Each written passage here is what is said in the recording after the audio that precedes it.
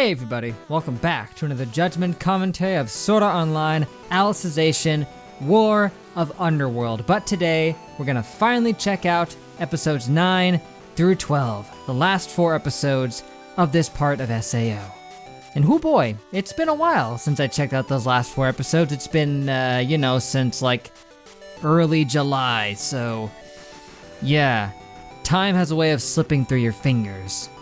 But anyway, last time, in the last 4 episodes, we got to see the aforementioned War of Underworld, and in all honesty, it was actually pretty epic, man. There was some really good stuff going on there, for sure. Some epic pro-tag moments going on, even with friggin' side characters there. And if there's one thing War of Underworld has done really well so far, it's been giving really cool pro-tag moments to seemingly less important characters.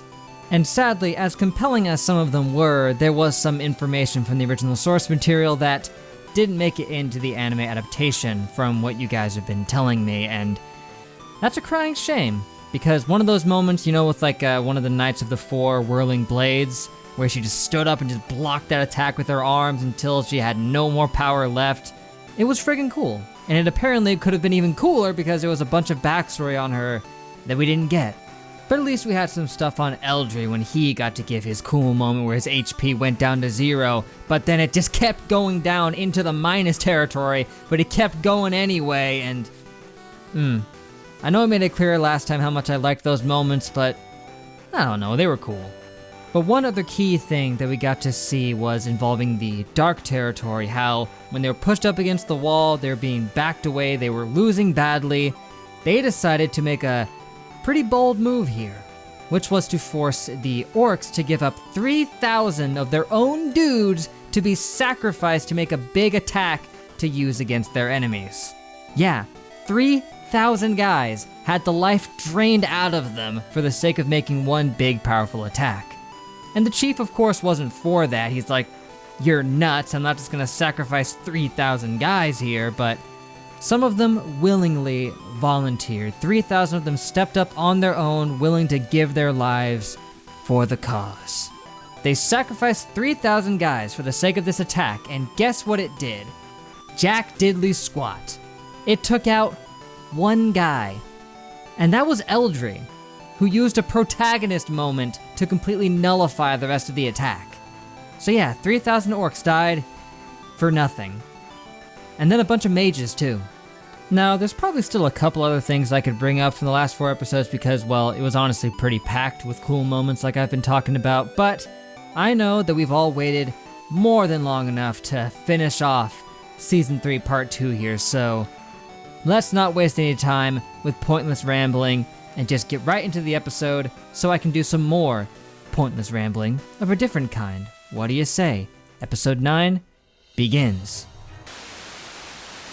And like I said, it seems as though War of Underworld Season 2 will just be more like it's the second half of War of Underworld, given the lack of a especially big finish. Like usually these seasons end with like a big bad final battle confrontation, but this one did not, because it's just going to bleed into the next half of it.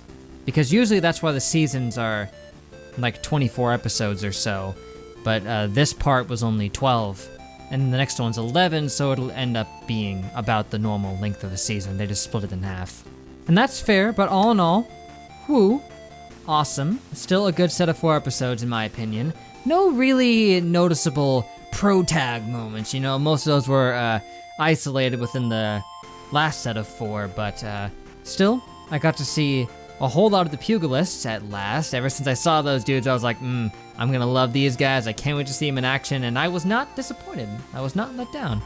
The pugilists are cool. They fight with honor, with fisticuffs.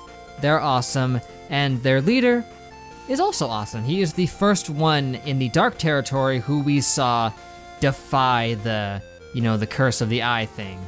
He knew that the Emperor's orders were BS, so he decided to defy them just that once. I mean, he tried to justify to himself that he wasn't really defying them because he's like, oh, well, you see, his mission was to grab Alice. Well, he did.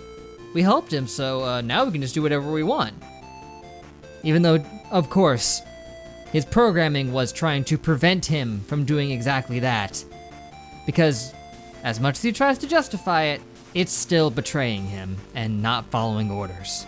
Of course, it's not like he cares. I mean, he's been using them this entire time anyway. He's spawned in like 30,000 American gamers, probably knowing full well that they would attack both sides because he doesn't care. But still, these episodes did set up, like I said earlier, a really kind of dark concept in that they've just roped in a bunch of innocent people, tens of thousands of them. I mean, combined, there are like 50,000 people maybe, you know? All just here thinking that this is just a new MMO game because, you know, like 50 of them pop up every couple hours, thanks to the World Seed thing. So they wouldn't think anything of it. But they're dropping in here, slaughtering what are real people, basically. There is really, in essence, not much different about them. I know they're supposed to be like an AI, they're like artificial, but the nature of their existence has always been kind of sketchy and weird to wrap your head around. As we know how it works, they took babies and then copied their souls, digitized them, and placed them in this world. And then those copied souls went on to have children, who then had their own souls. How it went about creating them, I don't know. That is a pretty insane breakthrough of technology. But as a result of them essentially being real people now, with the way they've set this up, they're bringing just innocent gamers who think they're playing a game in here to slaughter just a bunch of innocent people, while also putting their own lives on the line. Because the pain inhibitors are turned off. They said it. So they feel all of that as if it's real. They said it would work that way for all the ALO players when they joined in. So I don't know why it wouldn't work the same for the American ones who hopped in. And we know that it hooks up to their Flucklights, right? So it could cause them to just have their souls collapse in on themselves from the sheer trauma. Or even traumatize them in other ways, or give them a heart attack or something from panicking, not realizing that they'd be in so much pain. Their own lives are on the line, while they're here thinking they're playing a game and killing other people. It's nuts. I know the US government was the one who set up this whole thing. I don't know if they'd be cool with them roping in tens of thousands of gamers in here and having them partake in this. I mean, that seems like them overreaching their boundaries a little bit, right? They're a covert team who's supposed to be stealthily engaging in this operation to extract Alice. And then they've just brought in 50,000 unwilling participants in this top secret operation where they could potentially die or suffer extreme injury. If I were the US government, I'd be pretty pissed right now. But on a separate note, like they said, this is war.